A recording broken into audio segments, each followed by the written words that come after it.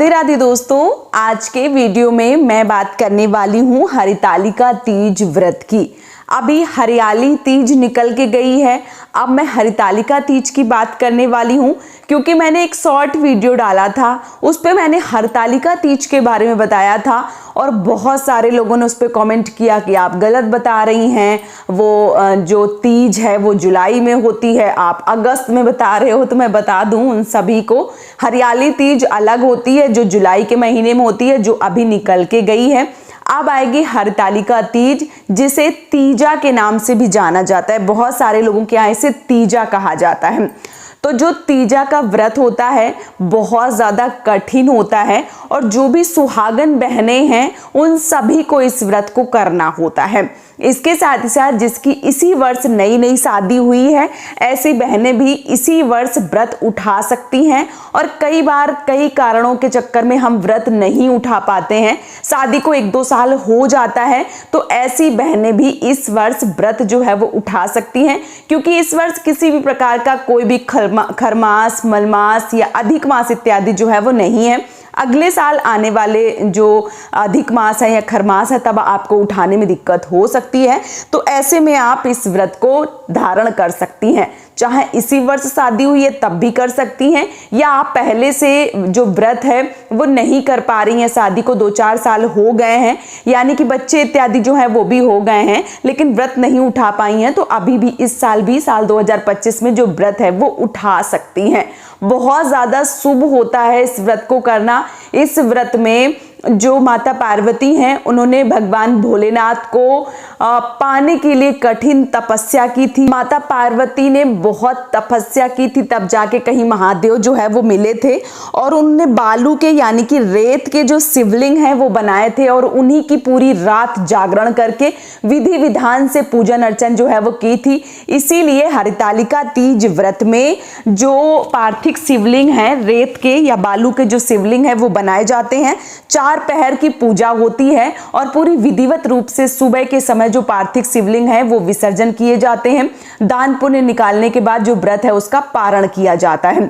इस व्रत के कथा के अनुसार इस व्रत में ना तो जल पिया जाता है और ना ही जो जल है वो किसी को पिलाया जाता है, ना सोया जाता है। क्योंकि ऐसे कहानी में बहुत सारे नियम जो है वो बताए गए हैं कि जो सो जाता है वो अजगर का जन्म लेता है और जो पानी पीता है वो टेटहरी का जन्म लेता है। तो बहुत सारी चीजें जो है वो उस जो कथा है उसके अनुसार बताई गई हैं। अच्छा, जो बहनें इसी वर्ष व्रत को उठाना चाहती हैं उनके लिए कुछ नियम बता दूं मैं आप सबको, क्योंकि पहली बार रहेंगी तो उनको बहुत सारी चीजें समझ में नहीं आएंगी। तो मैं आप सबको बता दूं कि यदि आप पहली बार इस व्रत को उठा रहे हैं तो एक दिन पहले, यानी कि इस वर्ष 26 तारीख को व्रत है, 26 अगस्त को, तो जो 25 अगस्त आएगा, 25 अगस्त को रात्रि को आपको 6-7 बजे तक जो भी आप खाना चाहें वो खा सकते हैं। बहुत ज़्यादा स्पाइसी खाना ना खाएं कि मान लीजिए कल व्रत है तो आज पानी पूरी भी पी लिया, मोमोज भी खा लिया, चाट भी खा लिया, बहुत सारे समोसे खा लिए, मतलब ये सारी चीज़ें जो है वो बिल्कुल भी ना खावें। क्योंकि एक दिन पहले 25 तारीख को आप ज़्यादातर नारियल पानी पिएं, खीरा इत्यादि खाएं, सलाद जो है वो खाएं और नॉर्मल जो भोजन होता है वो करें। ठीक है, लहसुन प्याज वाला भोजन जो है वो भी ना करें, इस चीज़ का विशेष रूप से ध्यान रखें। और जितना ज़्यादा हो सके उतना ज़्यादा जल जो है वो पिएं, क्योंकि गर्मी रहती है तो थोड़ा सा जो प्यास इत्यादि है वो लगने का जो चांस है वो थोड़ा सा कम रहे, इसलिए पानी जो है वो एक दिन पहले आपको खूब अच्छे से पीना है। नींबू पानी पी सकते हैं, शरबत पी सकते हैं। और वैसे ये विधान है कि हरितालिका तीज में बारिश जो है वो आगे पीछे हो जाती है ताकि जो मौसम है वो सामान्य रहता है। भगवान भी हमें समझते हैं और हमारे लिए कुछ थोड़ा सा आसान जो है वो कर देते हैं, तो बारिश हो जाती है। वैसे आगे पीछे थोड़ा सा मौसम ठंडा हो जाता है, लेकिन कोशिश करिए कि जो भी काम है, जैसे मान लीजिए बहुत अधिक काम जो है वो एक दिन पहले ही निपटा लीजिए। जो भी व्रत करती हैं बहनें, जिस दिन व्रत है यानी 26 तारीख को, वो बस रेस्ट करें। रेस्ट कैसे करें कि भगवान का गुणगान करें। अगर आपके घर में एसी इत्यादि की सुविधा है तो आप एसी वाले कमरे में रहें ताकि प्यास इत्यादि जो है वो आपको ना लगे। और झाड़ू इत्यादि जो है, जो भी घर के बड़े हैं जो व्रत नहीं करते हैं उनसे आप लगवाइए, क्योंकि इस दिन किसी भी प्रकार का कोई भी जीव जंतु जो है वो मरना नहीं चाहिए।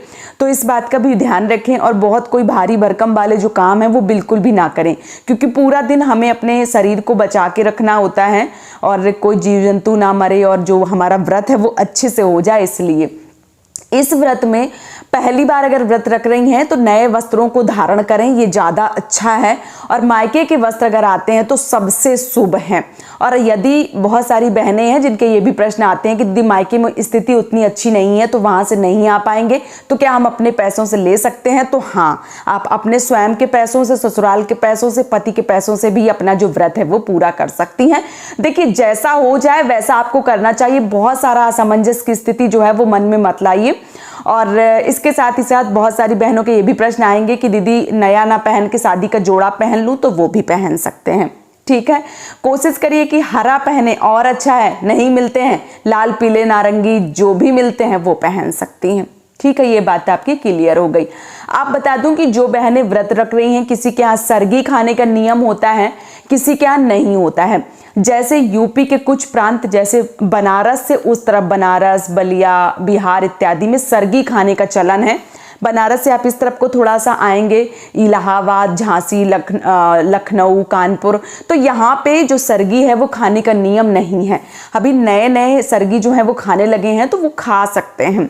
सरगी जब भी आप खाएं तो बहुत ज़्यादा खाने पीने की कोशिश ना करें। आप कोशिश करिए कि सुबह 3 बजे के आसपास उठ के अच्छे से, और देखिए कहीं पे स्नान करने की परंपरा नहीं है, तो मेरा मानना यही है कि दूसरा दिन लग जाता है 12 बजे के बाद। कुछ लोग बोलते हैं सूर्योदय के बाद लगता है, तो मेरा ये मानना है कि सुबह अच्छे से स्नान ध्यान कर लीजिए 3 बजे और भगवान को प्रणाम कर लीजिए। उसके बाद आप चाहे तो नारियल पानी हो गया, चाहे तो चाय हो गया, या बहुत सारे लोग दही चिवड़ा भी खाते हैं, बहुत सारे लोग फल खाते हैं, जूस पीते हैं।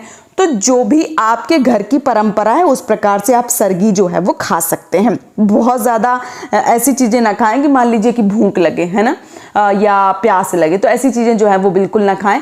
सरगी का मतलब यही है कि आप थोड़ा सा खा लेंगे तो जो प्यास है वो नहीं लगेगी, इसलिए खाया जाता है। तो कोशिश करिए आप नारियल पानी, खीरा या जूस, इस चीज़ लिक्विड जो है वो लीजिए, तो पूरा दिन अच्छे से कट जाएगा। तो 3 बजे के आसपास आपको जो सरगी है वो खा लेनी होती है। 3 बजे से हद 3:30 या 4 बजे तक तो खा ही लें, क्योंकि मेरा यही मानना है कि 3 बजे तक बेटर है, 3 बजे के बाद ना खाएं।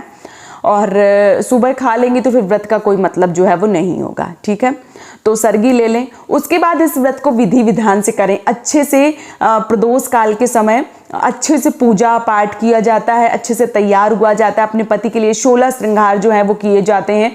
तो एक दिन पहले ही आप मेहंदी इत्यादि रखवा लें 25 तारीख को, और जो भी मान लीजिए तैयारी है वो आपको एक दिन पहले ही करके रख लेना। साड़ी इत्यादि, जो जेवर पहनने वाली हैं, ज्वेलरी इत्यादि, वो सारी चीज़ें जो है वो निकाल के रख लें। और प्रदोष काल में जो पूजा है वो होती है, तो आप सही समय पे, सही मुहूर्त पे पूजा अर्चना जो है वो कर लीजिए। और कुछ बहनें जो पहली बार इस व्रत को रखेंगी उनके लिए मैं बता देती हूँ कि जो बहनें पहली बार इस व्रत को रख रही हैं वो पानी जो है वो पी लें। किसी भी मीठे से, मान लीजिए मिठाई ले लीजिए, या अगर आप कुछ खाना नहीं चाहती हैं तो आप जो नारियल पानी है या जो जल है वो आप पी सकती हैं। पहली बार ज़रूर पी लें, क्योंकि कभी स्थिति ऐसी रहती है कि कभी प्रेगनेंसी हो गई या कभी हम बीमार हो गए तो पानी जो है वो पी लें। नहीं तो पहली बार नहीं पीते हैं तो ऐसा बन जाता है नियम कि फिर आपको नहीं पीना है, इसलिए कोशिश करिए। और गाय बन के अगर पानी पीती हैं तो अति उत्तम है। गाय बन के कैसे पीते हैं, एक थाली में पहले गंगा जल डालते हैं, फिर नॉर्मल जल डालते हैं, और फिर जैसे गाय पानी पीती है उस प्रकार से एक सांस में जितना भी पानी पी सकती हैं तो वो पी सकती हैं। उस प्रकार से अगर पीती हैं तो दोष नहीं लगता है, और ऐसा माना जाता है कि आपने जल नहीं पिया, जल जो है वो काउंट नहीं होता है। तो ऐसे भी पी सकती हैं। लेकिन जो बहनें पहली बार व्रत को रख रही हैं वो नॉर्मल पानी जो है जिस प्रकार से पीती हैं उस प्रकार से भी पी सकती हैं। और जो प्रेग्नेंट हैं वो जल फल लेके इस व्रत को करें। जो मासिक धर्म या पीरियड से गुजर रही हैं वो किसी को बुला लें ताकि वो विधिवत रूप से पूजन अर्चन कर पाएँ। और शाम के समय अपने घर में भी पूजा करें, एक चौकी लगा के शिव परिवार की फोटो लगा के, और इसके साथ ही साथ मंदिर में भी पूजा करें, श्रृंगार की चीज़ें जरूर चढ़ाएं। और सुबह के समय जब पारण किया जाता है तो प्रसाद में श्रृंगार जो है वो ज़रूर लिया जाता है। तो यदि आप अपने घर में चढ़ा रही हैं श्रृंगार तो भी अच्छा है, और यदि मंदिर में चढ़ा रही हैं तो भी अच्छा है। देख लीजिए कहाँ आप चढ़ा रही हैं, दोनों जगह चढ़ा सकती हैं तो दोनों जगह चढ़ा दीजिए, क्योंकि श्रृंगार जितना हम चढ़ाते हैं उसकी वृद्धि होती है। तो इस प्रकार से भी कर सकती हैं। और सुबह के समय श्रृंगार इत्यादि जो है वो लिया जाता है। और जो भी आपको समझ में नहीं आ रहा है आप हमें कमेंट में लिखिए, उस पर भी मैं वीडियो जो है वो बना दूंगी, ताकि आपको सारी चीज़ें जो है वो समझ में आ जाएं और आप अच्छे से पूजा पाठ जो है वो कर पाएं। तो 26 तारीख को जो व्रत है वो किया जाएगा। 25 तारीख को दोपहर को 12:35 से जो तीज है, जो तृतीया तिथि है, वो प्रारंभ होगी, और 26 अगस्त को दोपहर को 1:55 पर समाप्त होगी। तो 26 अगस्त को ही जो व्रत है वो किया जाएगा। तो आप 26 अगस्त को जो व्रत है वो कर सकती हैं। पूजा का जो शुभ मुहूर्त है वो सुबह के समय है 5:56 से 8:31 तक, ये सुबह का है पूजा का समय। और जो दोपहर का समय है वो 11:57 से 12:48 तक है। इसके साथ ही साथ दोपहर को 2:31 से लेकर 3:23 तक है। और शाम को जो पूजा का प्रदोष काल की जो पूजा का समय है वो 6:49 से लेकर 7:11 तक है। इसके साथ ही साथ जो चतुर्थ मान लीजिए 4 पहर की पूजा है वो किस प्रकार से होती है वो भी मैं आगे वीडियो में लाऊंगी। आपको हरितालिका तीज, खाटू श्याम या पूजा पाठ से जुड़ी जो भी जानकारी चाहिए इस चैनल पर मिलेगी। इसके लिए आपको चैनल को सब्सक्राइब करना होगा, वीडियो को लाइक करना होगा और अपने प्रियजनों के साथ साझा शेयर जो है वो जरूर करना होगा। आप सभी माताओं बहनों को हरितालिका तीज व्रत की ढेर सारी शुभकामनाएं। भगवान भोलेनाथ और माता पार्वती आपका जीवन सुखमय रखें और आपके सुहाग को अखंड रखें, यही कामना करती हूं। और इसी कामना के साथ आज का जो वीडियो है वो मैं समाप्त कर रही हूं दोस्तों। राधे राधे।